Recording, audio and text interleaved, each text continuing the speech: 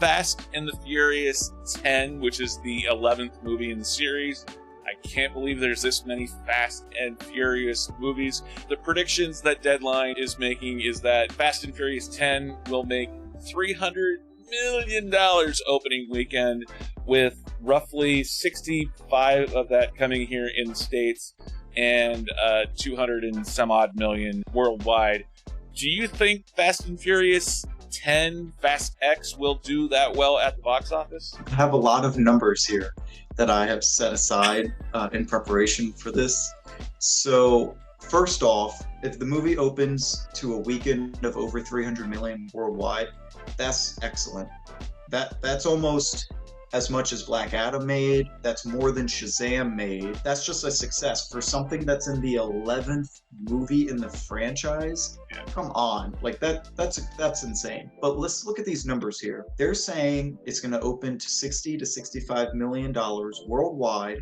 And some people are saying, oh, Fast and Furious has run out of gas because F9 opened to $70 million, F8 opened to $97 million, Furious 7 in 2015 opened to $147 million, which is the highest in the franchise, and Fast and Furious 6 opened to $97 million. So, if I did my math correctly, there is a downward trajectory, but all of these movies have made over $700 million, one of which opened during the pandemic, still made over $700 million, and two of these movies crossing the $1 billion mark. If anyone is saying that $60 million is worrisome, let's go back and look at Fast and Furious Presents Hobbs and Shaw in 2019 with arguably the biggest movie star in the world. Do you want to take a guess what that movie opened up to?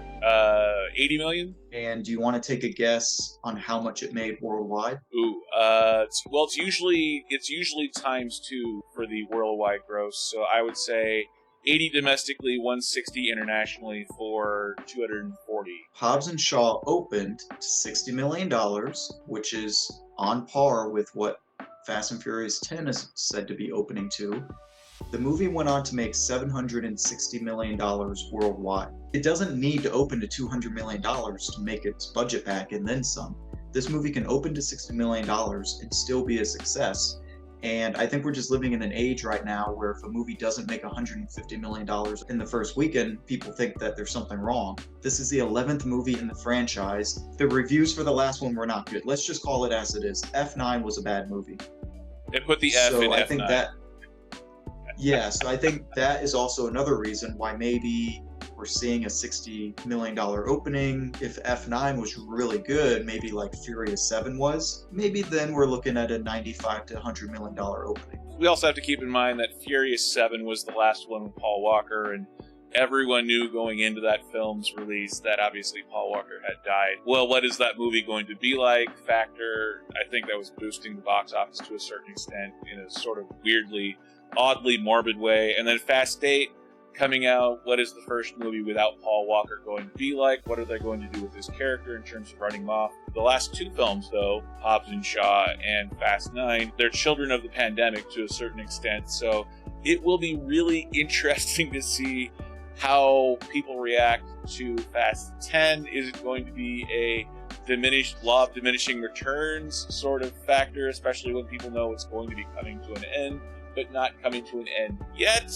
And yet, it's gone from being a 2-movie ending to now being a trilogy ending. Trilogy.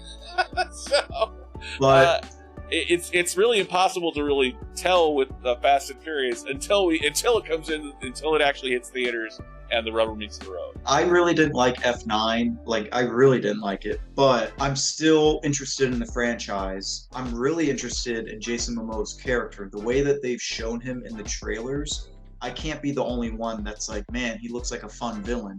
I think they're doing that on purpose. I think that they had a really good character written for Jason Momoa, and they're really letting that shine in the trailers. He's all over the trailers. Furious 8, first one that had Cypher with Charlize Theron. While she was in the trailers, they did not show what type of villain she was to the extent that they are with Jason Momoa, because I think they know that they have a good character of Jason Momoa in this movie. It's sort of one of those interesting things too, like how do you replace Paul Walker as the lead, as a lead character in a film like Fast and Furious, and instead of replacing with another pretty boy, they've gone with the beefcake, similar type to Vin Diesel, with John Cena, and with Jason Momoa, the big burly men of few words and testosterone and punching and fighting. Even It's Jason fun. Statham, he doesn't look like The Rock, but Jason Statham can throw down as well.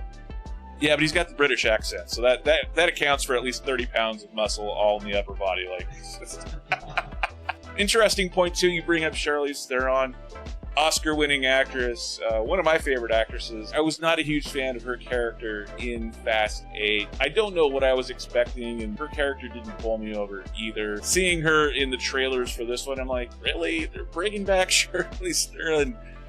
She was in Again? number 9 too. I don't really know what they're trying to do with this character. Yeah, I mean, it seems like they're kind of just dragging it out. Putting more and more celebrities onto an ever-increasing size bus of celebrities that's fueled by NOS. You were talking about Guardians budget being 250, but I'm pretty sure this one's over 300.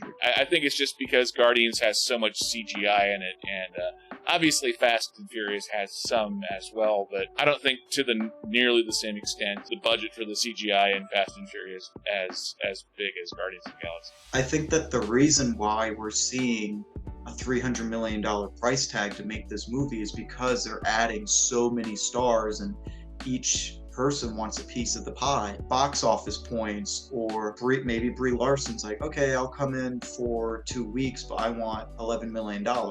It's like stuff like that. I don't think any of the celebrities showing up for a Fast and Furious movie are saying, well, I'm going to cut my rates because I think this is going to win the Cannes Film Festival. The Palme d'Or. No, they're getting paid. Yeah. They're definitely, and Vin Diesel's getting paid. Yeah. He's also a producer, so he's making money on that too. Absolutely. As they should be. If you're recommending to people what to watch this weekend, what would you suggest? Fast and Furious 10 or Guardians 3? It's tough to say because I haven't seen Fast and Furious, but I'm going to just go ahead and go with Fast and Furious only because Guardians is now going on its 3rd week. So at this point, I can't recommend it over a new movie that looks like it could be fun. I'm the same way. Unless someone is looking for a different style of film, comes down to 2 action films, I would be recommending Fast and Furious, which I have not seen as well, but I did love Guardians, but newer is always better in some respects. So both you and I think are on the list for Fast X this weekend. I love the Fast X thing. The P90X of it all.